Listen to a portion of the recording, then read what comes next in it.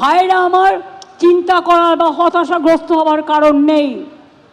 একটা চায়ের দোকানে চা বিক্রি করলেও চা বিস্কুট ঘুগনি ইনকাম খারাপ হয় না, চাকরির থেকে বেশি টাকা পাওয়া যায়। মনে রাখবেন, বাণিজ্যে বসতলক্ষ্মী, কেউ চাকরির সুযোগ পেলে চাকরি করবেন, পলিটেকনিকের ট্রেনিং নিয়ে চাকরি করবেন। একদম ঠিক কথা বলেছেন।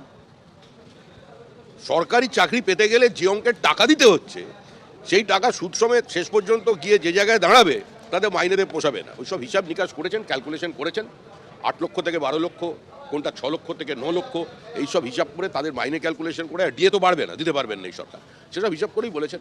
এই সরকার নতুন কোনো চাকরি তৈরি করতে পারবে না, কারণ রাজ্যে কোনো বিনিয়োগ নেই। শুধু সরকারি চাকরি নয়, বেসরকারি ক্ষেত্রেও কোনো বিনিয়োগ নেই। তো বেসরকারি চাকরিও তো তৈরি হচ্ছে না।